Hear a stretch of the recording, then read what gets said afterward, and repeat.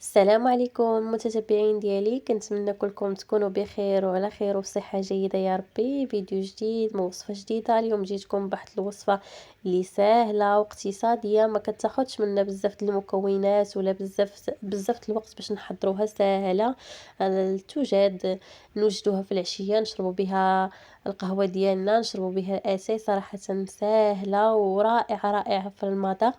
كنتمنى منكم انكم تتابعوا الفيديو من الاول حتى للتالي. واللي اول مره كيشاهد القناه ديالي وعجبكم المحتوى ديالي، ما ينساش يخلي لي واحد لايك واشتراك في القناه مع تفعيل الجرس وتعليقات محفزه للقناه. بطبيعه الحال الجميع يخلوا لي تعاليق محفزه باش هكا دائما نحط لكم وصفات جميله. ما نطولش عليكم بزاف، خليكم مع الفيديو. بسم الله. انا غادا ناخذ واحد القصريه اللي غادا نعجن فيها، وبطبيعه الحال فاش ما كترتاحوا ممكن تعجنوا يا اناء قصريه فاش ما ارتاحيتوا. هنا استعملت واحد 2 بيضات كبارين، وهذا الابيض هذا مع في التالي غنستعملوا داك الصفار للدهن. غادي نستعمل الابيض ديال البيضه في العجينه. صافي غنحط داك الصفر على الجنب تنستعملوا في التالي. وغادا ندير واحد القبيصه ديال الملح لتصحيح الذوق، غير قبيصه. كاس ديال السكر سنيده ما عامرش، كاس الا اصبع. غادي نستعمل واحد الكيس ديال السكر فانيليا. صافي وغادا نخلطهم مزيان، غادا نخلطهم بالضراب اليدوي.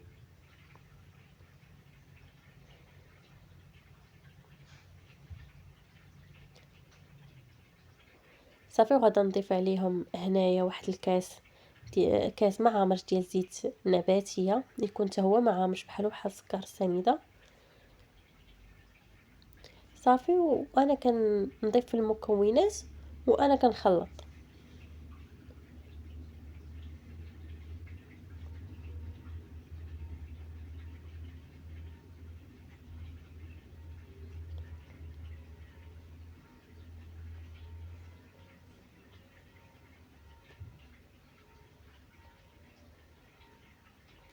صافي هنايا من بعد ما ولا عندي داك الخليط سائل، غادا نضيف واحد المعلقه ديال العسل. هاد المعلقه ديال العسل هي اللي كتعطينا هذيك التعليكه ديالنا للكاليط، كيجينا معلك. اللي ما متوفرش عنده ممكن يضيف الكاس ديال السكر سنيده، يضيفو كامل عامر. انا ما ضفتوش عامر. هنا كنضيف واحد 3 المعالق ديال الكاوكاو. انا كان عندي هكا داك الكاوكاو شويه مالح، هو اللي طحنته ودرتو. ولا عندكم غير العادي راه حمرو في المقله وطحنوه 3 المعالق. وعندي 2 المعالق ديال الكوك. بطبيعه الحال الا ما كانش عندكم الكاوكاو ضيفوا غير الكوك بوحدو. الا كان عندكم اللوز بغيتو تعوضوه بالكاوكاو ممكن تضيفوه حتى هوايه. ليكم الاختيار اللي متوفر عندكم. بطبيعه الحال ولا بغيتو تنسموه حتى بقشور البرتقال او الحامض حتى هو كيجي زوين. انا هنايا نسمت بواحد شويه ديال القرفه. كيف كتعرفوا بان الكاوكاو والقرفه كيمشي لينا المذاق ديالهم. بزاف ديال الحلويات كنستعملوا القرفه والكاوكاو. نسمت انا بالقرفه. لما بغيتوش القرفه ذكرت معكم ممكن تستعملوا تنسموا بالقشور الحامض او الليمون. هنا ضفت واحد الكاس ديال الطحين ابيض، ضفت معهم واحد الخماره من وزن 15 غرام. الا ضفتو ديال 7 ولا 8 ضيفوا جوجات. صافي وغادا نخلط هنايا. بطبيعه الحال الكميه ديال الطحين، راه الطحين كيختلف من نوعيه لنوعيه، لانه كاين اللي كيتشرب كاين اللي لا.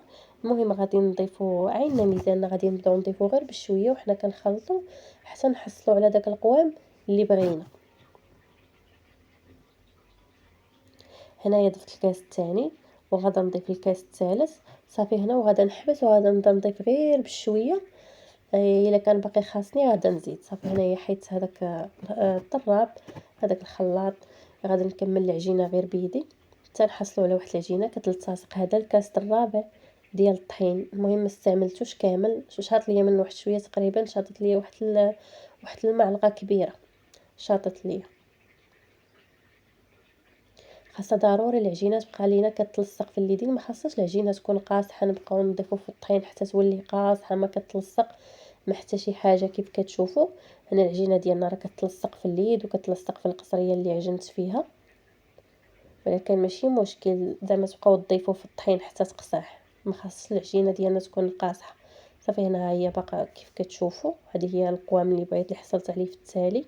هنا مشيت غسلت ايديا ورجعت دهنتها بشويه ديال الزيت باش هكا ما تبقاش تلصق ليا ديك العجينه في يديا، وتا ملي نكون نخدم فيها تجيني ساهله. شوفوا الكاس الرابع شحال شاط منه.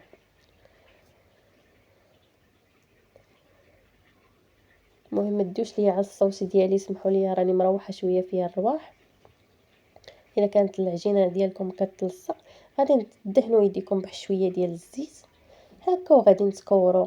المهم الشكل كيبقى لكم اختياري، بغيتو ديروهم هكا كاين صغير على شكل دوائر، بغيتو ديروا هذا الشكل ديال الاصابع اللي درت انايا درتو هكايا شكل طويل على شكل اصابع. المهم كنحاول ندير له داك القمقوم من الجناب ومن الوسط كنخليه باش نحصل على ديك الفورمه والشكل اللي راكم شفتوا في الصوره.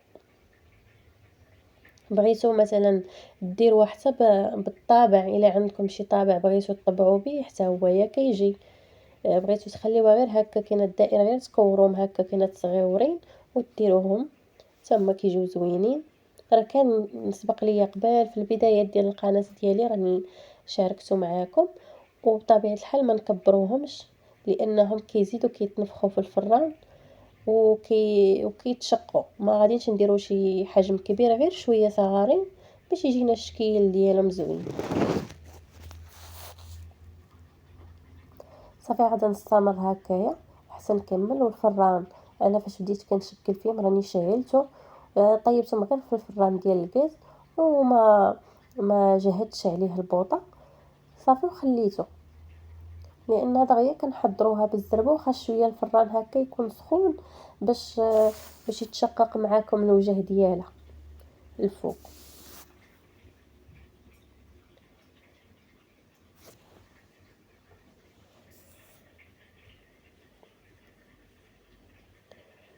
نتمنى يكون الفيديو يكون واضح والشرح حتى هو يكون مفهوم.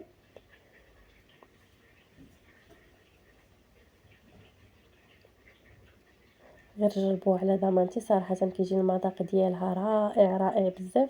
وإلا بغيتو حتى الوصفه الاخرى اللي كانت موجده شحال هادي ان شاء الله غادا نخلي لكم الرابط ديال الفيديو في اول تعليق. الا بغيتو حتى هو تفرجوا فيه صراحه كيجي حتى هو زوين. هذاك الشكل اللي داز وبطبيعه الحال منسمات مختلفه. المهم هنا شكلت اللاطه ديالي كامله تبارك الله، راه كتلوح كميه تبارك الله لا باس بها. صافي هنايا غادا ندوز ندير البيض، هذاك الصفر ديال البيضه، وغنضيف واحد المعلقه صغيره ديال الحليب وشويه القهوه السريعه الذوبان ولا الكاكاو اللي متوفر عندكم ممكن تضيفوه. هنا غادا نخفقهم مزيان وغادا ندهن هذوك الكاليط ديالنا، غادا ندهن ليه الوجه ديالو. ما غاديش ندهن الكميه كامله، غادا ندهن بشويه ونرش نزين. بطبيعه الحال التزيين كيبقى اختياري، اللي متوفر عندكم الجنجلان الكاوكاو اللوز باش ما بغيتو تزينوا زينوا فليكم كامل الاختيار. بغيتو تخليهم غير هكا كاينه تخليهم حتى الاخر ودهنوهم بشويه ديال العسل والكوك تما كيجيو زوينين. المهم انا دهنت شويه الكميه الاولى باش هكا ما ينشفش هذاك البيض ويلصق لينا عليه هذاك مثلا الجنجلان باش غادي نزينو ولا الكاوكاو، حيت الا نشف البيض ما غيشدش لنا فيه الجنجلان ولا الكاوكاو. صافي غادا نستمر هكايا حتى نكمل. مني غنكملهم راني غندخلهم الفران ديالي اللي سبق سخنته من قبل حتى الطياب. راه ما كياخذوش الوقت بزاف، 15 دقيقه حتى ل 20 دقيقه الا كان الفران ديال الغاز راه دغيا كيطيبهم.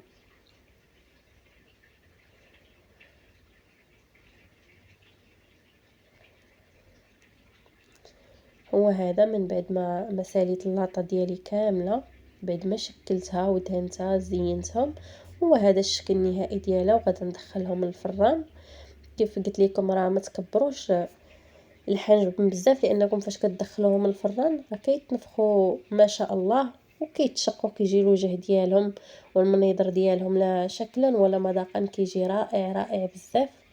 كنتمنى انكم تكونوا تبعتوا الفيديو من الاول حتى التالي، ويكون الفيديو واضح والشرح مفهوم، وينال الاعجاب ديالكم فضلا وليس امرا. خوتي خواتاتي اللي كيشاهد القناه لاول مره، مينساش يخلي لي واحد الاعجاب بالقناه وتعليق هكا محفزه باش نقدم لكم دائما فيديوهات ساهلين وبسيطين وفي المستوى. كنتمنى ان المحتوى ينال الاعجاب ديالكم. في امان الله، نتلاقاو في فيديو جديد ان شاء الله.